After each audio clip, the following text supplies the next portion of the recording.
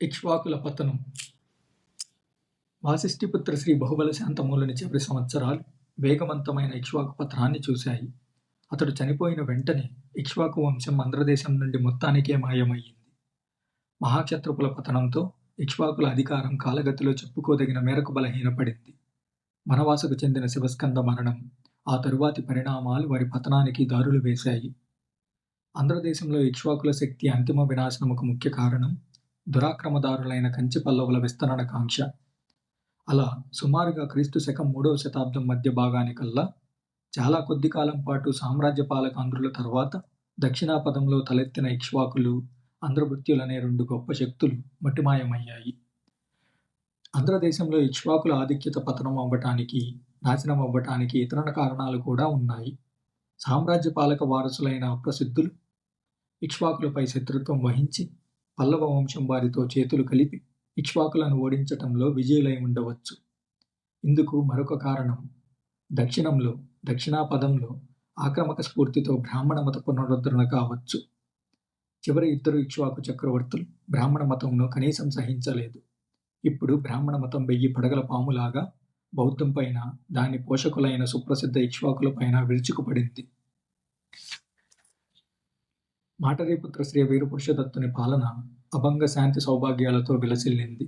అందుకు కారణం వాసిష్ఠిపుత్ర శ్రీ శాంతమూలుడు స్థాపించిన సైనిక శక్తి, అతడి వీరత్వం. అవి అతడి కొడుకు కాలంలో పూర్తిగా మారిపోయాయి. వాసిష్ఠిపుత్ర శ్రీ శాంతమూలుడు రణశీలతకు ప్రోత్సాహం ఇవ్వగా, వీరపురుషదత్తుడు ఇక్ష్వాకు సామ్రాజ్య ఉత్థానానికి కారణమైన బ్రాహ్మణీయ సాంప్రదాయములను మూలన పడవేశాడు. ఆ మతస్థానంలో ధార్మిక మతమైన బౌద్ధంను ఆదరించాడు.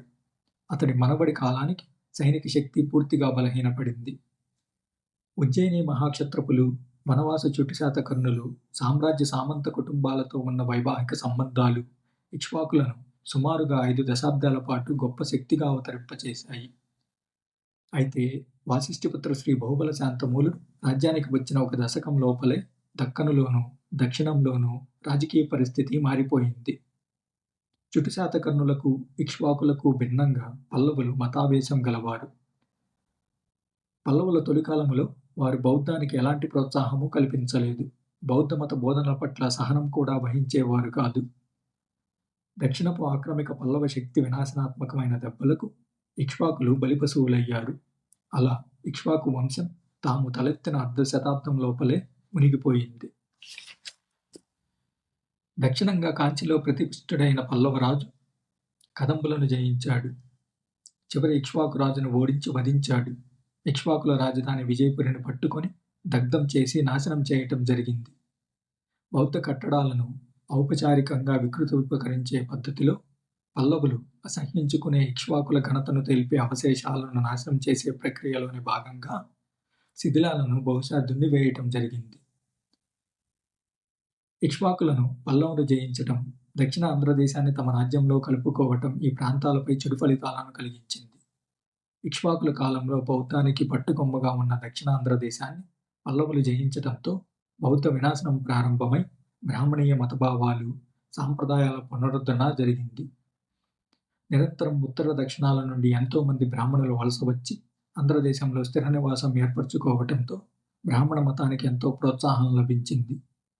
బౌద్ధ మతం అభివృద్ధి చేసిన పాత ఆంధ్ర భాష, సంస్కృతి, సాంప్రదాయం, నాగరికత సామ్రాజ్య పాలక ఆంధ్రుల తర్వాత ఇక్ష్వాకులు ప్రోత్సహించిన సాంప్రదాయం, సంస్కృతి ఆంధ్రదేశం నుండి మట్టిమాయమయ్యాయి. వలస వచ్చి స్థిర నివాసాలు కల్పించుకున్న బ్రాహ్మణులు నిదానంగా బుద్ధుడిని బ్రాహ్మణీయ దేవీ దేవతలలో చోటు కల్పించి క్రమంగా బ్రాహ్మణీయ శివుడికి ప్రతిరూపంగా మార్చారు. తాంత్రిక దేవత తారను శివుడి భార్యగా, బ్రాహ్మణ మత దేవత దుర్గగా మార్చారు. శ్రీపర్వతంపైనే బ్రాహ్మణ మత దేవుడైన శివుడు మహాదేవుడిగా, తన భార్యతో శ్రీపర్వత స్వామిగా, దుర్గగా కొలువొందాడు. సాధ్యమైన చోటునల్లా బ్రాహ్మణ మతం, బ్రాహ్మణీయ దేవతలు, బౌద్ధానికి ఒకప్పటి పట్టుకొమ్మలైన చైత్య గృహాలు, చైత్యాలలోకి ప్రవేశించి వాటిని ఆక్రమించటం గాని, విధ్వంసం చేయటం గాని జరిగింది. బ్రాహ్మణీయ పల్లవ వంశం ఇక్ష్వాకు రాజ్యాన్ని జయించటం అంటే బౌద్ధ మతంలోని దేవీ దేవతలను బ్రాహ్మణ మత వైదిక దేవతలకు విధి విధానాలకు తగిన విధంగా మార్చుకోవటం, రాజీ పడటం, హేతుబద్ధీకరించటం. దేవతలను సంయోగరింపచేయడం జరిగింది. ఒక్కోసారి బౌద్ధ దేవీ దేవతలను బ్రాహ్మణ దేవతాగణంలోకి చేర్చుకోవటం కూడా జరిగింది. ఇక్ష్వాకులను పల్లవును జయించటం అలా మతపర పరిపాలనగా తయారైంది.